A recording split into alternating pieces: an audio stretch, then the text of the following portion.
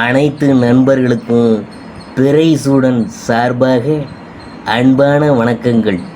இந்த வீடியோ பிடித்திருந்தால் லைக் பண்ணுங்கள், ஷேர் பண்ணுங்கள், கமெண்ட் பண்ணுங்கள், மறக்காமல் சப்ஸ்கிரைப் பண்ணுங்கள். வாங்க வீடியோ பார்ப்போம். சனி பயிற்சி என்றாலே பலருக்கும் ஒரு கலக்கம் ஏற்படும். ஜாதக ரீதியாக ஏழரை சனி, அஷ்டம சனி, கண்ட சனி, தனிநபர் ஜாதகத்தில் சனி தசை போன்ற காலங்கள் கடுமையான சோதனைகளை ஏற்படுத்தும் காலமாக இருக்கலாம். அவரவர் செய்யும் செயலுக்கு ஏற்றவாறு பலன்கள் கொடுப்பதில், சோதனைகளை எதிர்கொள்ள செய்வதில் சனி பகவான் நீதிமான் என்று அறியப்படுகிறார். சனி பயிற்சி பொதுவாகவே 2.5 முதல் 3 ஆண்டுகளுக்கு ஒரு முறை நடக்கும். ஆனால் அவ்வப்போது ஒரு சில வாரம் முதல் ஒரு சில மாதம் வரை சனி பின்னோக்கி செல்வார். 2024 சனி வக்கர பயிற்சி எப்போது நடக்கிறது என்று நாம் பார்க்க போகிறோம். ஒரு ராசியில் சனி 2.5 ஆண்டுகள் குறைந்தபட்ச காலமாக சஞ்சரிப்பார். இதனால்தான் சனி கொடுக்கும் நல்ல விஷயங்களும் சரி, சனியின் தாக்கமும் சரி நீண்ட காலத்திற்கு ஏற்படும். ஜூன் மாத இறுதியில் சனி பகவான் வக்கரமடைய இருக்கிறார். சனி ஒரு ராசியில் இருந்து மற்றொரு ராசிக்கு செல்வது, ஒரு நட்சத்திரத்தில் இருந்து மற்றொரு நட்சத்திரத்துக்கு பிரவேசிப்பது உள்ளிட்ட அனைத்துமே குறிப்பிடத்தக்க மாற்றங்களையும் தாக்கங்களையும் உண்டாக்கும். இந்த ஆண்டு இன்னும் சில நாட்களில் சனி பின்னோக்கி சுழல இருக்கிறார். இதுதான் சனி வக்கர பயிற்சி என்று கூறப்படுது. 2024 சனி வக்கர பயிற்சி 139 நாட்கள் நீடிக்கும். அதாவது கிட்டத்தட்ட 4.5 மாதங்கள் நீடிக்கும். 9 கிரகங்களில் ராகு மற்றும் கேது ஆகிய 2 நிழல் கிரகங்களை தவிர்த்து மற்ற கிரகங்கள் முன்னோக்கி சென்று ஒரு ராசியில் இருந்து மற்றொரு ராசிக்கு பயிற்சியாகும். அவ்வாறு அடுத்த நட்சத்திரம் அடுத்த ராசி என்று பயிற்சி அடையாமல் தற்போது சஞ்சரிக்கும் ராசியிலிருந்து பின்னோக்கி சுழல்வது வக்கரமடைவது என்பதை குறிக்கும். 2024 சனி வக்கர பயிற்சி ஜூன் 30 அன்று நடைபெறுது. இந்த வக்கர பயிற்சி நவம்பர் 15, 2024 வரை நீடிக்கும். ஞாயிற்றுக்கிழமை ஜூன் 30, 2024 அன்று சனி நள்ளிரவு 12:35 மணிக்கு சனி பூரட்டாதி நட்சத்திரத்திலேயே வக்கரமடைந்து 2024 வக்கர பயிற்சி தொடங்கி நவம்பர் 15, 2024 வரை நீடிக்குது. ஜூன் 30 முதல் வக்கரமாக சஞ்சரிக்கும் சனி அக்டோபர் 5ஆம் தேதி பூரட்டாதி நட்சத்திரத்திலிருந்து பின்னோக்கி சதய நட்சத்திரத்துக்கு செல்கிறார். மீண்டும் நவம்பர் 15 அன்று சதயத்தில் வக்கர நிவர்த்தியாகி நேர்கதியில் செல்ல துவங்குவார். தற்போது கும்பராசியில் பூரட்டாதி நட்சத்திரத்தில் இருந்து சஞ்சரித்து வரும் சனி பகவான் அடுத்தது மீனராசியில் 2025ஆம் ஆண்டு பயிற்சியாவார்.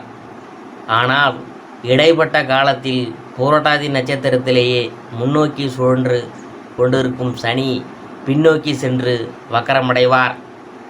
ஆங்கிலத்தில் சனி வக்கர பயிற்சியை சர்டன் ரீட்ராகட் டிரான்சிட் ரிவர்ஸ் என்று அழைக்கப்படுது.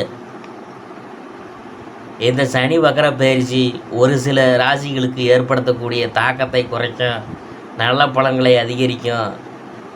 2024 சனி வக்கர பயிற்சி எல்லா ராசிகளுக்கும் வெவ்வேறு தாக்கங்களை ஏற்படுத்தலாம். சனி துரத்தனா விடாது. ரிஷபராசிக்கு சனி வக்கர பயிற்சி எப்படி இருக்கும் அதை பற்றி நாம் பார்க்க போகிறோம். ரிஷபராசிக்கு சனி வக்கர பயிற்சி எப்படி இருக்குன்னு பார்க்கும்பொழுது, இந்த சனி பயிற்சி உங்களுக்கு பணத்தை கொடுக்கும். அடுத்த 1 வருஷம் உங்களுக்கு பண கஷ்டம் இருக்காது.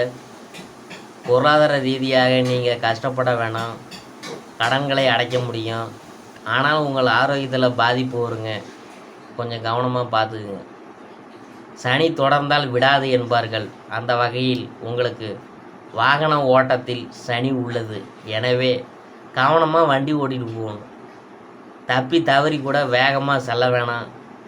பெரிய விபத்துக்கள்லாம் ஏற்படும், ஆபத்துக்கள்லாம் ஏற்படும் வாய்ப்பெல்லாம் இருக்குதுங்க. அதெல்லாம் பார்த்து ஓட்டிகிட்டு போங்க.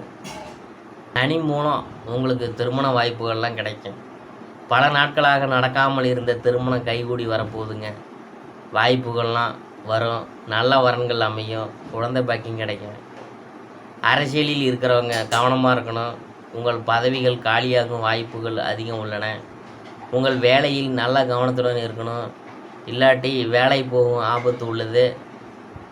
சில சொத்து விஷயங்களில் ஏமாற்றம் அடைய வாய்ப்புகள் உள்ளதால் எதையும் யோசித்து செய்யுங்க, ரிஸ்க்கு வேணாம். எந்த ஒரு காரியத்தையும் நிதானமாக செய்து முடிக்கும் ரிஷபராசி அன்பர்களே.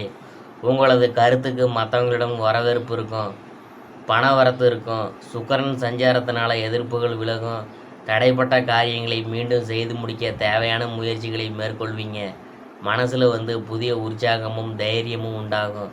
சுகாதிபதி சூரியன் ராசியில் சஞ்சரிக்கிறதுனால வசதிகளுக்கு குறைவு இருக்காது. தொழில் வியாபாரத்தில் இருந்த போட்டிகள் குறையும். புதிய ஆர்டர்கள் பெறுவதில் சிந்தனை செலுத்துவீங்க. உத்தியோகத்தில் இருக்கிறவங்களுக்கு வேலை செய்யும் இடத்தில் இருந்த பிரச்சனைகள் குறையும். அலுவலகம் தொடர்பான பயணம் செல்ல வேண்டியது இருக்கலாம். குடும்பத்தில் இருந்து வந்த பிரச்சனைகள் குறையும். கணவன் மனைவிக்கிடையே இருந்து வந்த மனக்கசப்பு மாறும். குழந்தைகள் நலனில் அக்கறை செலுத்துவீங்க.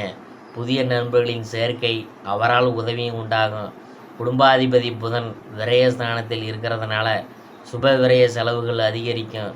பெண்களுக்கு தடைப்பட்ட காரியங்களை செய்து முடிக்க வேண்டும். மீண்டும் முயற்சி மேற்கொள்வீங்க, உற்சாகம்லாம் உண்டாகும். கலைத்துறையினருக்கு எந்த விவகாரத்தில் சிக்கினாலும் சாமர்த்தியமாக மற்றவரை முன்னிறுத்தி தான் தப்பித்து கொள்ள வேண்டியது இருக்கும். ராசிநாதன் சுக்கிரனின் சஞ்சாரத்தினால நல்ல பலன்களை வரும். எதிர்பார்த்த பணம் சேரும். விருந்து கேளிக்கை நிகழ்ச்சிகளில் பங்கேற்க நேரிடும். சாதுரியமான பேச்சின் மூலம் காரிய வெற்றி கிடைக்கும். அரசியல் துறையினருக்கு உங்கள் வளர்ச்சியில் இருந்த முட்டுக்கட்டைகளை நீங்கும். பயணம் செல்ல நேரலாம். பண வரத்து திருப்தி தரும். கடினமாக உழைக்க வேண்டியது இருக்கும். அதன் மூலம் நல்ல பலன்கள் கிடைக்க பெறுவீங்க. மேலிடத்தின் கனிவான பார்வை உங்கள் மீது விழுங்க. மாணவர்களுக்கு கல்வியில் வெற்றி பெறுவோம் என்ற நம்பிக்கை அதிகரிக்கும். கவலையெல்லாம் நீங்கும். கார்த்திகை 2, 3, 4 பாதங்கள். கணவன் மனைவிக்கிடையில் இருந்து வந்த கருத்து வேற்றுமை நீங்கும். சகோதரிகளிடம் கவனமாக பேசி பழகுவது நல்லது. பிள்ளைகளால் டென்ஷன் ஏற்பட்டு நீங்கும். ஆரோக்கியத்தில் கவனமாக இருக்கணும். அடுத்தது ரோகிணியை பற்றி பார்க்க போகிறோம். எடுத்த காரியத்தை செய்து முடிக்கிறதுல தாமதம் உண்டாகலாம். அடுத்தவங்களுக்கு உதவிகள் செய்யும்போது கவனமாக இருக்கணும். மாணவர்கள் கல்வியில் வெற்றி பெற தடைகளை சந்திக்க வேண்டியது இருக்கும். வீண் அலைச்சலை தவிர்ப்பது நல்லது. அடுத்தது மிருக சீரிசம் 1, 2 பாதங்கள். எண்ணியதை எப்பாடுபட்டாவது செயல்படுத்த வேண்டும் என்று செயல்படுவீங்க. கோபத்தை குறைத்து கொள்வது நல்லது. வீண் பகை உண்டாகலாம், எனவே கவனமாக செயல்படுவது நல்லது. அடுத்தவரின் செயல்கள் உங்கள் கோபத்தை தூண்டுவதாக இருக்கலாம், அனுசரித்து போவது நல்லது.